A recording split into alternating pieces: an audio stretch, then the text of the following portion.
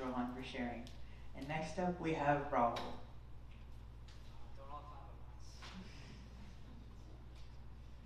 Let me just say, I could talk about this for 3 full days, but I've got to make do with 3 minutes. But hi, my name is Rahul Ray. I'm a senior at Piedmont Hills High School, and what I'm going to talk about today isn't the product of hours upon hours of thorough research.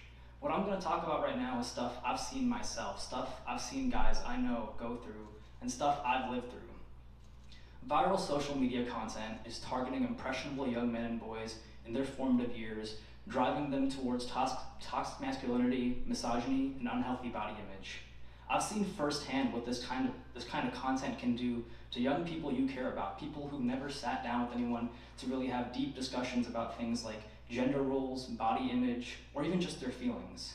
There's several different internet subcultures that compose this group, the most notable ones being red pillars, black pillars, and looks maxers. I know, pretty stupid names, but this stuff goes beyond your run-of-the-mill misogyny because the objectification here, it extends to not just women, but men themselves. And now the men are using arbitrary archetypes to obsessively classify people based on their appearances. It's this radicalization of thinking that adversely affects people's mental health. This self-loathing, this irrational feeling of something is objectively wrong with my face, it morphs into loathing of others. And you begin to constantly, superficially judge people's looks using these unrealistic standards that people naturally can't attain, nor should they try to.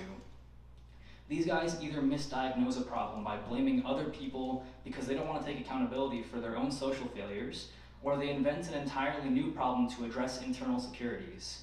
When you're desperate to try to fix something that isn't even there, you're more than willing to degrade and objectify yourself. And when you objectify yourself, you find it natural to objectify others. And then instead of fixing your failing social life or crumbling mental health, you continue to let it crash and burn.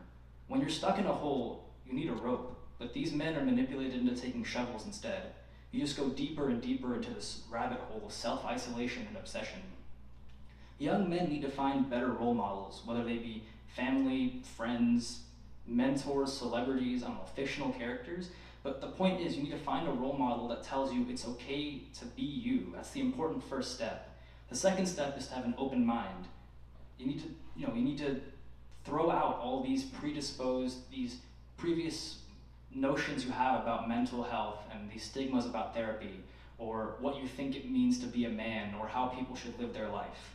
An open mind allows you to process what your role model is telling you and gauge whether you should believe it or not, because there's no role model who's worth believing wholeheartedly. And I think the last step is vulnerability. It's the hardest step, but I found that the strongest, most healthy male friend groups are the ones where guys are comfortable talking honestly about their feelings with each other and opening up.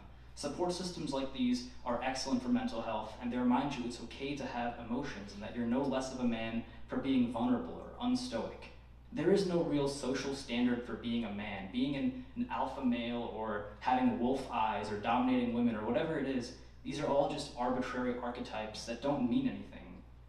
You live your life the way you want to live it, instead of bending your mental health to the whims of superficial people who don't know you and don't care about you. Be firm in who you are and what you believe in and the way you lived your life.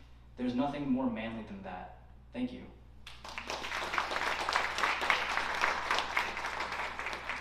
Thank you so much, Rahul, for sharing your thoughts.